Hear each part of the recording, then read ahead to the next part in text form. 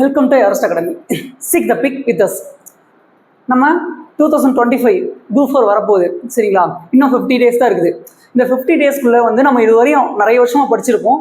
படித்த விஷயத்தை வந்து நம்ம கரெக்டாக டெலிவரி பண்ணுறதுக்கு இன்னும் 50 நாள் தான் இருக்குது. இந்த 50 நாளுக்குள்ளே நீங்கள் ஆல்ரெடி படித்த விஷயங்கள் எப்படி படிக்கணும்னு தெரியாமல் இருந்தாலும் சரி, இல்லை படித்ததில் நான் ரொம்ப லேக்காக இருக்கேங்க சார், எனக்கு இதுக்கு மேலே நான் எப்படி ட்ராவல் பண்ணுறதுன்னு எனக்கு தெரியல, அதை பற்றின ஒரு கிளாரிஃபிகேஷன் கொடுங்க அப்படின்னா நான் என்ன பண்ணுவேன் அப்படின்னா, நீங்கள் இப்போ என்ன தப்பு பண்ணிட்டு இருப்பீங்கிறத நான் கரெக்டாக சொல்கிறேன்.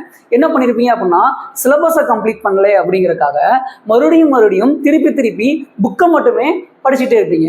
அந்த புக்கை படிக்கிறதுனால ஒரு யூஸும் கிடையாது. ஏன்னா நீங்கள் சிலபஸ் தாண்டி போறீங்களா, சிலபஸ்குள்ள இருக்கீங்களா அப்படிங்கிறதே உங்களுக்கு தெரியாது. அப்போ நீங்கள் என்ன பண்ணுவீங்க அப்படின்னா, சிலபஸை தாண்டி எக்ஸ்ட்ரா கண்டென்ட் படிப்பீங்க, படிக்காத விஷயத்த படிக்கணும்னு ட்ரை பண்ணிட்டு இருப்பீங்க. அப்போ படிக்காத விஷயத்த ட்ரை பண்ணிடுறது தப்பா அப்படின்னு கேட்டால் தப்பு கிடையாது. ஆனால் அதுக்கான டைம் முடிஞ்சிருச்சு. இப்போ நம்ம எப்போ எதில் இருக்கோம் அப்படின்னா, ஃபுல் அண்ட் ஃபுல் ரிவிஷன் போர்ஷனில் இருக்கும். அப்போ நம்ம படிச்சதை நல்லா ஞாபகம் வச்சிருந்தாலே நம்ம நல்ல டெலிவரியாக நல்ல ஒரு எக்ஸாமுக்கு ஒரு அட்டெம்ப்ட் கொடுக்க முடியும், சரிங்களா? சரி, இப்போ எப்படி படிக்கணும், ஃபஸ்ட்டு எந்த மெத்தடில் படிச்சிருந்தா இது கரெக்டாக இருக்கும், இதுக்கு மேலே அந்த மெத்தடை நம்ம யூஸ் பண்ணோம் அப்படின்னா எவ்வளோ சீக்கிரமாக பாஸ் ஆக முடியுங்கிறத பார்க்கலாம். இப்போ பாருங்க, ஃபஸ்ட்டு சிலபஸ். எத்தனை பேர்த்தோட கையில் சிலபஸ் இருக்குது? கையில் சிலபஸே இல்லாமல் நிறைய பேர் படிப்பாங்க. எடுத்துக்கிட்டால் 6th to 12th ஃபுல் புக்கையும் நான் மனப்பாடம் பண்ணுவேன் சார். மனப்பாடம் பண்ணலாம், பண்ணிக்கோ. ஆனால் அதில் ஏதாச்சும் ஒரு யூஸ் இருக்கான்னு கேட்டால் கிடையாது. ஏன்னா சிலபஸ் வைஸில் நீ புக்கை பார்க்காம இருந்தீங்கன்னா புக்கு என்ன மாதிரி ஒரு ஃப்ரேமில் இருக்குங்கிறதே உங்களுக்கு தெரியாமல் போயிடும், சரிங்களா? இப்போ பாருங்க, இதுதான் குரூப் 4ஓட சிலபஸ். மொத்தம் 100 மார்க்கு. 100 மார்க் தமிழுக்கு, 25 mark reasoning and aptitude, 75 mark GS. இது நான் எல்லாத்துக்கும் தெரியும். இப்போ இதில் என்ன சேஞ்ச் பண்ணியிருக்காங்கன்னு பாருங்க. இலக்கணம், சொல்லதிகாரம், அதுக்கப்புறம் எழுதும் திறன், கலைச்சொற்கள், வாசித்து புரிந்து கொள்ளும் திறன், எளிய மொழிபெயர்ப்பு, இலக்கியம் மற்றும் தமிழ் அறிஞர்களும் தொண்டு. ஓகே, ஏன் சார் சிலபஸ் மாற்றினாங்க? ஃபர்ஸ்ட் கொஸ்டின், ஏன் சிலபஸ் மாற்றினாங்க? சிலபஸ் ஏன் மாற்றினாங்கன்னு ஃபர்ஸ்ட் தெரியுமா? சிலபஸ் மாற்றினதுக்கான முதல் ரீசன் என்ன அப்படின்னா, நமக்கு குவாலிஃபைடான ஸ்டூடெண்ட்ஸ் வராங்க, ஆனால் அவங்களுக்கு இந்த அட்மினிஸ்ட்ரேஷனை பற்றி எதுவும் தெரியல. ஒரு நார்மலான ஒரு வேர்டில் போயிட்டு ஒரு கொஸ்டின் டைப் பண்ண சொன்னாலும், ஒரு லெட்டர் டைப் பண்ண சொன்னாலும் அவங்களுக்கு லெட்டர் டைப் பண்ண தெரியல. அது மூலமாக அவங்களுக்கு இதோட புரிதல் ரொம்ப கம்மியாக இருக்குது, அட்மினிஸ்ட்ரேஷனோட புரிதல் கம்மியாக இருக்குது. அப்படிங்கிறதுக்காக மனப்பாடம் பண்ணிட்டு வர ஸ்டூடெண்ட்ஸை எப்படி ஃபில்டர் பண்ணுறாங்க அப்படின்னா, எனக்கு மனப்பாடம் பண்ண வேணாம், எனக்கு ஸ்பான்டனியஸாக யோசிக்கிற ஒரு வெல் ஸ்பான்டனியஸாக இருக்கணும். அவங்க யோசிக்கிற விதமே எப்படி இருக்கணும் அப்படின்னா, அட்மினிஸ்ட்ரேட்டிவ், அந்த நிர்வாகத்தின் சம்மந்தமாக யோசிக்கிற மாதிரியான பீப்புளை தான் எனக்கு தேவை. அப்படிங்கிறனால தான் டிஎன்பிஎஸ்சி என்ன பண்ணியிருக்காங்க அப்படின்னா, எஸ்எஸ்சி மாதிரியும் யூபிஎஸ்சி மாதிரியும் அவங்களோட ஸ்டூடெண்ட்ஸை ஃபில்டர் பண்ண ஆரம்பிச்சிருக்காங்க. அதனால தான் ரீசனிங் வைக்கிறாங்க. ரீசனிங்கும் தர்க்க காரணவியல் அந்த மாதிரிலாம் வரல. அப்போ ரீசனிங்னால என்ன அப்படின்னா, நமக்கு ஸ்பான்டனியஸாக யோசிக்கிற தன்மை நமக்கு நிறைய வரணுங்கிறதுக்காக அவங்க வைக்கிறாங்க, சரிங்களா? அப்போது மனப்பாடம் பண்ணக்கூடிய போர்ஷன்லாம் தூக்கிட்டு என்ன வச்சுருக்காங்க அப்படின்னா, இலக்கணம், பிரித்தெழுதுக, சேர்த்தெழுதுக, சந்திப்பிழை, ஒற்றுப்பிழை, இதெல்லாமே இதில் வச்சுட்டாங்க, சரிங்களா? இப்போ இதான் சிலபஸ். சரி, சிலபஸ் படிச்சிட்டோம் சார், ஆனால் புக்குக்குள்ள சிலபஸே இல்லை, எப்படி சார் கண்டுபிடிக்கிறது அப்படின்னா, இந்த வேர்டு இதுக்கு தான் நாங்கள் என்ன பண்ணிட்டோம் அப்படின்னா, உங்களால் கண்டுபிடிக்க முடியல. சரி, நாங்கள் என்ன பண்ண முடியும்? அதை சிலபஸில் புக்குக்குள்ளே எங்கெங்கே இருக்கோ எல்லாத்தையுமே நாங்கள் என்ன பண்ணிட்டோம் அப்படின்னா, தனியாக எடுத்து ஒரு பிடிஎஃபாக டிரைவில் கொடுத்தோம். அது ஒரு 64,000 பீப்புள்கிட்ட போயிருக்கு, ஆனால் மீதி இருக்கிற பீப்புள்கிட்ட போல. அதனால தான் மறுபடியும் ரீபோஸ்ட் பண்ணுற மாதிரி இந்த வீடியோக்கு கீழே அந்த டிஸ்கிரிப்ஷன் லிங்க்ல நான் கொடுக்குறோம், நீங்கள் யூஸ் பண்ணிக்கங்க, சரிங்களா? இப்போ இது இலக்கணமா, அதே மாதிரி இலக்கியத்துக்கும் என்ன வந்திருக்கும் அப்படின்னா, இலக்கியத்துக்கும் வரிசையாக யார் ஊவேசால இருந்து லாஸ்ட் வரையும் யார் இருக்காங்க, ஜியு போப் வரையும் எல்லாத்தையும் நாங்கள் கொடுத்துட்டோம், சரிங்களா? அப்போது இந்த மாதிரி இருக்கிற விஷயத்த கரெக்டாக யூஸ் பண்ணி அந்த சிலபஸோட மெர்ஜ் பண்ணிடணும். ஓகே, சிலபஸ் பிரித்தெழுதுக, சிறுத்தெழுதுக, அகரவரிசை எல்லாமே சிலபஸில் பார்த்துட்டீங்க, சிலபஸ் கம்ப்ளீட் ஆயிடுச்சு. தென் நெக்ஸ்ட் படிக்கிறது எப்படி? இப்போ இந்த சிலபஸை வச்சு புக்கை படிக்கிறோம், புக்கில் இருக்கிற சிலபஸ்க்கு இருக்கிற கண்டென்ட் மட்டும் நிறைய இம்பார்ட்டன்ட் கொடுத்து படிக்கிறோம். படித்த விஷயத்தை எங்கே போய் நம்ம ரெட்டிஃபை பண்ணோம் அப்படின்னா, கொஸ்டின் பார்த்து தான் ரெட்டிஃபை பண்ண முடியும். அப்போது கொஸ்டின் பார்த்து ரெட்டிஃபை பண்ணோம் அப்படின்னா என்ன பண்ணோம் அப்படின்னா, தமிழ் எலிஜிபிள் டெஸ்ட், அதுக்கான ஒரு வீடியோவும் நாங்கள் போட்டிருந்தோம். தமிழ் எலிஜிபிள் டெஸ்ட் தான் இருக்கிற ஒரே சோர்ஸு. அதை மட்டும் வச்சு தான் நம்ம இந்த குரூப் 4ல் ஒரு சில விஷயத்தை நம்ம கண்டுபிடிக்க முடியும். 85% அங்கே தான் இருக்குது. அப்போ அதில் 5000 கொஸ்டின் இருக்கும். அந்த 5000 கொஸ்டின்ஸ்க்கான வீடியோ லிங்க்கையும் நான் கீழே கொடுக்குறேன். அதில் போய் பாருங்க. அதில் என்ன இருக்கும் அப்படின்னா, கொஸ்டின்ஸ் இருக்கும். அந்த கொஸ்டினை வச்சு நம்ம கண்டுபிடிச்சிடலாம். இப்படி தான் குரூப் 4 எழுதணும் அப்படிங்கிற ஒரு விஷயத்துக்குள்ள நம்ம வந்துடலாம். ஸோ ஃபர்ஸ்ட் சிலபஸ், 3 விஷயம். ஃபர்ஸ்ட் சிலபஸ், சிலபஸ் எடுத்தாச்சு. ஓகே, சிலபஸ்க்குள்ள வேர்டை புக்கில் பிடிக்கணுங்கிறதுக்காகவே நாங்கள் என்ன பண்ணிட்டோம் அப்படின்னா அகரவரிசைனா ஓல்டு புக்கில் எங்கே இருக்குது, நியூ புக்கில் எங்கே இருக்குது எல்லாத்தையும் எடுத்து நாங்கள் ஒரு புக்காக கொடுத்துட்டோம். ஒரு பிடிஎஃபாக நான் ஃப்ரீயாக அப்லோட் பண்ணிட்டோம். அதை எடுத்துகிட்டு படிச்சுட்டீங்க. சரி, படிச்சாச்சு. இது கரெக்டாக தான் படிச்சிருக்கோமா அப்படிங்கிறத நம்ம எங்கே போய் செக் பண்ணலாம் அப்படின்னா தமிழ் எலிஜிபிலிட்டி டெஸ்ட்டில் போய் செக் பண்ணலாம். சரிங்களா? இப்போ புக்கை எப்படி ஃப்ரேம் ஆயிருக்குன்னு ஃபஸ்ட்டு பாருங்களேன். குரூப் 4 படிக்கும் போது தமிழ் புக்கை வந்து அக்கக்கா பிரித்து நான் படிக்கணும்னு சொல்லுவாங்கல்ல, அது எப்படி படிக்கணும் பாருங்களே. இங்கே பாருங்க, ஃபர்ஸ்ட் எடுத்தோன்னே முதல் இயல் என்னத்தை பற்றி கூறும் அப்படின்னா எப்பயுமே தமிழை பற்றி தான் கூறும். நீங்கள் 6வதுல இருந்து 10வது வரையும் எந்த புக்கை வேணாலும் எடுத்துக்கங்க. ஃபர்ஸ்ட் இயல் என்ன கூறும் அப்படின்னா தமிழை போட்டுரும், தமிழை மட்டும்தான் போட்டுரும். சரிங்களா? 2வது இயல் என்ன போட்டுரும் அப்படின்னா இயற்கையை போட்டுரும். சரிங்களா? 3வது இயல் வந்து பண்பாட்டை போட்டுரும். இதே மாதிரி ஒவ்வொன்றிலையுமே வந்து மாறாமல் இது வந்துகிட்டே இருக்கும். இது மாதிரி தான் ஃப்ரேம் பண்ணியிருக்காங்க. அப்படின்னா அப்போ தமிழுக்கு உண்டான கொஸ்டின்ஸ் அதிகமாக வருதுன்னா அப்போ ஃபர்ஸ்ட் இயரை தான் ஃபஸ்ட்டு பிடிச்சி படிக்கணும். சரிங்களா? தமிழை பற்றி தான் கொஸ்டின் கேட்குறாங்க, தமிழுக்குள்ள இருந்து கொஸ்டின் கேட்குறாங்க, தமிழ் அறிஞர்களை பற்றி கொஸ்டின் கேட்குறாங்க. அப்போ தமிழ் அறிஞர்களை பற்றி கொஸ்டின் கேட்குறாங்க அப்படின்னா அவங்கெல்லாம் எந்த இயலுக்குள்ள இருப்பாங்க? ஃபர்ஸ்ட் இயலுக்குள்ள தான் இருப்பாங்க. இப்படி தான் நாங்கள் வந்து அந்த புக் கட்டிங் ரெடி பண்ணோம். சரிங்களா? அப்போ வந்து பிடிக்கிற விஷயம் ஈஸி தான், ஆனால் அதை எங்கே எடுக்கிறோம், எங்கே இருந்து படிக்கிறோம் அப்படிங்கிறத ரொம்ப முக்கியம். அடுத்து இப்போ இங்கே படிக்கிறோம் அன்னை மொழியே.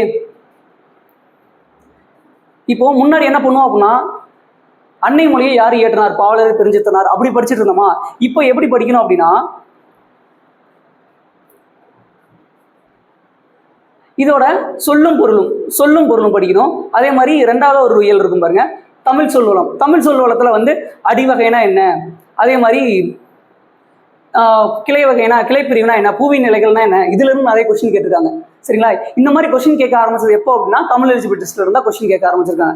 இப்போ நான் சொன்னேன்ல, சிலபஸ் புக்கில் வச்சு அதுல எங்கெங்கெல்லாம் கண்டென்ட் இருக்கோ அதை எடுத்து படிக்கணும். படிச்ச விஷயத்த ரெக்டிஃபை பண்ணணும் அப்படின்னா நம்ம கொஸ்டின் போட்டு பார்க்கணும். Tamil eligibility test. அப்போ இதுல இருக்கிற கொஸ்டின்ஸ் தான் அங்கே வருதான்னு பார்த்தோம் அப்படின்னா கண்டிப்பா அதான் வந்திருக்கும். இங்க பாருங்க, கீழ்கண்டவற்றில் பொருந்தாதவற்றை கண்டறி.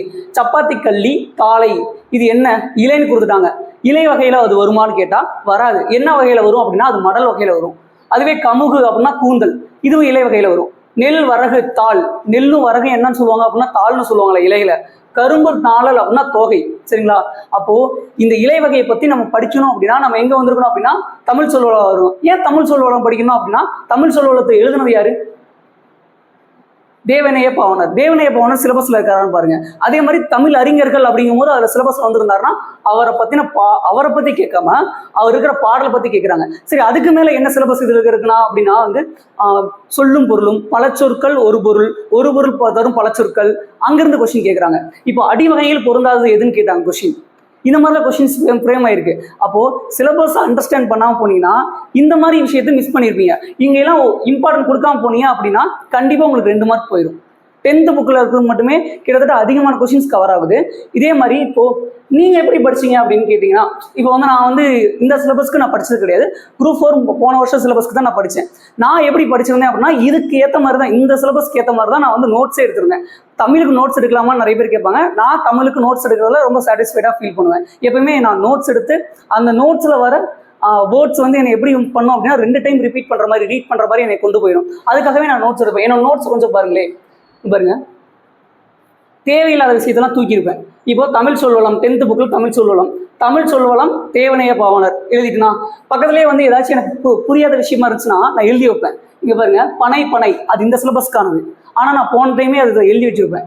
ஏன்னா அது எனக்கு பிடிச்சிருந்துச்சு. ஓகே, இந்த மாதிரி இலக்கண புரிதல் இருந்தால் தான் நல்லா படிக்க முடியும் அப்படிங்கிறத. 3 சொல்லி நைனா மூங்கில் வரும், 2 சொல்லி நைனா மூங்கில் வரும், 3 சொல்லி நைனா முரசு வரும். அப்போ இங்கேயே வந்து ஒரு கொஸ்டின் இருக்கு. சரிங்களா? அடுத்தது பாருங்க, நாடு மொழி நமது கண்கள் யார் கூறியிருப்பாரா? பாரதியார் கூறியிருப்பார். அந்த பாக்ஸ்குள்ள இருக்கும். அந்த பாக்ஸ்குள்ள இருக்கிறதெல்லாம் படிக்கவே மாட்டோம். புக்கில் படிக்கும்போது நிறைய பிரச்சனை என்ன அப்படின்னா எதை படிக்கணுங்கிறத மறந்துடும்.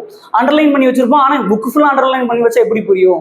அப்படி இருக்கும். சரிங்களா? அடுத்து இங்க பாருங்க, ஒரு முக்கியமான ஸ்டேட்மெண்ட் கால்டுவெல் பத்தி. திராவிட மொழியின் ஒப்பிலக்கணம் நூல்ல 1856 திராவிட மொழியில் ஒப்பிலக்கணம் எழுதியிருக்காருன்னு தெரியும். ஆனால் அது நான் வேணும்னு எழுதி வச்சிருப்பேன். அடுத்து பாருங்க, அடிவகை இவ்வளவுதானா? ஓகேங்களா? அடிவகை வந்துருச்சா? அதுக்கப்புறம் என்ன இருக்கு? கிளைப்பிரிவு பாருங்களே. கிளைப்பிரிவு வந்து கச்சா முச்சான்னு லைனா இருந்துச்சு. எனக்கு என்ன தோணுச்சு, அவைக்கு அப்புறம் கொம்பு அல்லது கொப்புக்கு அப்புறம் என்ன கிளைக்கு அப்புறம் சினைக்கு அப்புறம் என்ன போத்துக்கு அப்புறம் குச்சுக்கு அப்புறம் இனுக்கு. அவ்வளவுதானே? அப்போ வந்து நீட்டா எழுதி வச்சுட்டு அப்படின்னா எனக்கு வந்து அடுத்தடுத்த பிரிவு ஈஸியா ஞாபகம் வந்துடல. இதே மாதிரிதான் எல்லாத்தையும் பண்ணியிருப்பேன். காய்ந்த அடியும் கிளையும் பெயர் பெறுதல். இப்போ பாருங்க, சுள்ளி அப்படின்னா காய்ந்த குச்சி தான் சுள்ளி, விறகுனா காய்ந்த சிறுகிளை. இதுல எல்லாம் முக்கியமான விஷயத்தை மட்டும் நான் வந்து அண்டர்லைன் பண்ணி வச்சுட்டே வருவேன். எதெல்லாம் பாக்ஸ் போட்டிருக்கேன் அப்படின்னா அதெல்லாம் ரொம்ப முக்கியம். இங்க பாருங்க, இலையில புளி வேம்பு வரும். இலையில புளி வேம்புக்கு இலைன்னு கொடுத்துருந்தாங்கன்னா புளி வேம்பு வருதா? இதே மெத்தட் இங்க கொண்டு போங்களே. அடின்னு வரும்போது புளி வேம்பு வரும். பாத்தீங்களா? இலைன்னு வரும்போது புளி வேம்பு வந்துச்சா, அடி வகைக்கு புளி வேம்பு தான் வரும். இப்படி ஒவ்வொரு விஷயத்தையும் நம்ம எழுதி பார்க்கும்போது தான் வந்து இதெல்லாம் புரியும். இப்படி புரிஞ்சிருச்சுன்னா இந்த சிலபஸ் ரொம்ப ஈஸி. இந்த சிலபஸ்க்கு நீங்க என்ன பண்ணணும் அப்படின்னா, சிலபஸ் எடுங்க, புக்கை படிங்க, தமிழ் எலிஜிபிலிட்டி டெஸ்ட் 4 பேர் சேர்ந்து டிஸ்கஷன் பண்ணுங்க. இதுதான் ப்ராப்பரான மெத்தட். மீதி 50 நாளுமே இதை பண்ணீங்க அப்படின்னா தமிழ்ல 95% கன்ஃபார்ம். இப்படி டிஸ்கஷன் நான் போடுற அந்த தமிழ் எலிஜிபிலிட்டி டெஸ்ட் நான் 4மே ஆப்ஷன் எக்ஸ்பிளைன் பண்றல, நான் எக்ஸ்பிளைன் பண்றதோட இன்னும் 4 பேர் எக்ஸ்பிளைன் பண்ணும்போது 4 மூலையும் சேர்ந்து ஒரே வேலையை செய்ய போகுது. அப்போ வந்து ஒவ்வொருத்தரும் ஒவ்வொரு திங்க் ஆஃப் மைண்ட் செட்ல இருப்பாங்க. அவங்க எல்லாமே ஒவ்வொரு ஆன்சர் கொடுப்பாங்க. இதுக்கு இதெல்லாம் வரலாம். இப்போ பலனம்னா என்ன, கலனினா என்ன, செருனா என்ன, இதெல்லாம் சேர்த்து வயல் தான். அப்போ வந்து இந்த 4 விஷயத்தையும் வந்து ஒன்று சேர்க்கணும் அப்படின்னா ஒரு 4 பேர் சேர்ந்தீங்க அப்படின்னா டிஸ்கஷன்ல இது ஈஸியா வெளியே வந்துடும். அப்போ தமிழ்ல ஈஸியா என்ன பண்ணிடலாம் அப்படின்னா 95+ போட்டுடலாம். இப்படிதான் படிக்கணும். சரிங்களா? இதே வந்து என் புக்கை பாருங்களேன். இங்க பாருங்க, இதான் என்னோட புக்கு. இந்த மெய்கீர்த்தி இருக்குல்ல, இது ரொம்ப ரொம்ப முக்கியமான இந்த சிலபஸ்க்கு இது ரொம்ப முக்கியம். இதுல யாரெல்லாம் என்னென்ன சொல்லியிருக்காங்களோ அதெல்லாம் ரொம்ப ரொம்ப முக்கியம். அப்படியே திருப்பி வரும். இப்போ இந்த மெய்கீர்த்தினா என்ன, மெய்கீர்த்திக்கு முன்னோடிகள் வந்து 18 பாடல்கள் இருக்குமா, அதை என்ன பண்ணியிருப்பேன் அப்படின்னா கீழே எழுதி வச்சிருப்பேன். 18 பாடல்களையும் இறுதி உள்ள பதியங்கள் வந்து மெய்கீர்த்திக்கு முன்னோடி. இப்படி வந்து நான் வந்து எனக்கு கண்ணுக்கு தெரியணும் அப்படிங்கிறக்காக நான் வந்து நிறைய விஷயத்த வந்து முன்னாடி எடுத்து எழுதி வச்சிருவேன். இல்லைன்னா நோட்ஸ் எடுத்து வச்சிருவேன். இந்த மாதிரி படிக்கும் போது உங்களுக்கு என்ன ஆயிரும் அப்படின்னா ரிப்பீட்டடாக ரிவிஷன் பண்ணுறதுக்கு ஈஸியாக இருக்கும். இந்த மாதிரி படிக்கிறது உங்களுக்கு தமிழில் மார்க் குறையாது, நீங்கள் தப்பு பண்ணுற சதவீதத்தை குறைக்கும். அப்போது இந்த மாதிரி ஒரு 3 மெத்தடு, சிலபஸ் ப்ளஸ் புக்குக்கு அப்புறம் கொஸ்டின் பேப்பரை ஒர்க் அவுட் பண்ணணும். அதுக்கப்புறம் கடைசியாக இன்னொரு விஷயம் இருக்குது. என்ன அப்படின்னா ஃபுல் டெஸ்ட் போடணும். ஒரு ஃபுல் டெஸ்ட் போடுறது எப்படி அப்படின்னா, நீங்கள் ஃபுல் டெஸ்ட் போடுறதுக்கு நிறைய பேர் பயப்படுவீங்களே, ஏன் ஃபுல் டெஸ்ட் போடக்கூடாது, ஏன் ஃபுல் டெஸ்ட் போடணும், ரெண்டுக்குமே டிஃப்ரென்ஸ் இருக்குது. ஒரு சிலர் வந்து ஃபுல் டெஸ்ட் போட்டிங்கன்னா மார்க் குறைஞ்சிரும், ஃபுல் டெஸ்ட் போட்டால் மார்க் குறைஞ்சா வந்து நமக்கு வந்து எக்ஸாம் அப்போ வந்து பயமாயிரும், எழுதவே முடியாது அப்படின்னு சொல்லுவாங்க. அதுவே ஒரு சிலர் வந்து ஃபுல் டெஸ்ட்டாக போடு தம்பி, அதுதான் பெஸ்ட் அப்படிம்பாங்க. ஃபுல் டெஸ்ட் போடுறது தான் நல்லது. ஏன் அப்படின்னா, ஒரு டைம் ஃபுல் டெஸ்ட் போடுறது எப்படி இருக்கும் அப்படின்னா, அந்த கொஸ்டின் பேப்பரை டிஸ்கஷன் பண்ணும்போது நீங்கள் ஹோலாக குரூப் 4 கொடுத்த சிலபஸை ஒரு டைம் திருப்பி பார்த்த மாதிரி. அதுவே ஒரு 20 டெஸ்ட், மீதி இருக்கிற 50 நாள் ஒரு 20 டெஸ்ட் நீங்கள் போடுறீங்கன்னு வச்சுக்கோங்களேன். அப்போ யோசிச்சு பாருங்க, எத்தனை டைம், 20 டைம் நீங்கள் மொத்த குரூப் 4 சிலபஸை திருப்பி பார்த்த மாதிரி. ஒரு டைம் வந்து 25 கொஸ்டின் டிஃப்ரெண்ட் ஜானர்ல இருந்து ஒரு கொஸ்டின் கேட்டிருக்கான், மேக்ஸுக்கு, ரீசனிங் அண்ட் மேக்ஸுக்கு ஆப்டிடியூடும் கலந்து. அதை நீங்கள் திருப்பி பார்க்குறீங்க அப்படின்னா என்ன பண்ணியிருப்பீங்க அப்படின்னா, எல்லா ஃபார்முலாவையும் ஒரு டைம் வந்து உங்கள் மைண்டில் ஒரு ரீட் போயிருக்கும். அதே மாதிரி 75 ஜிகேக்குள்ளேயே நீங்கள் வந்து கரண்ட் அஃபேர்ஸ் கொண்டு ஒரு ரிவிஷன் அடிச்சிருப்பீங்க. இப்படி படிக்கும் போது ஃபுல் டெஸ்ட் எவ்வளோ போடுறோமோ அந்தளவுக்கு நீங்கள் என்ன பண்ணுவீங்க அப்படின்னா உங்களோட குரூப் 4 மார்க் எக்ஸாகிட்டே போயிட்டே இருக்கும். சரிங்களா? இந்த மாதிரி படிங்க. கண்டிப்பாக இந்த 2025 வர குரூப் 4 வந்து நீங்கள் ஈஸியாக கிளியர் பண்ணிடலாம். வேற ஏதாச்சும் டவுட் இருந்துச்சு அப்படின்னா கமெண்ட்ல சொல்லுங்க. நான் அதுக்கான அது வந்து எப்படி இந்த லாஸ்ட் டைம்ல வந்து எப்படி பதட்டம் இல்லாமல் வச்சுக்கிறது, அந்த மாதிரியான விஷயங்களும் நான் சொல்லித்தரேன். ஸோ தேங்க்யூ ஃபார் வாட்சிங்.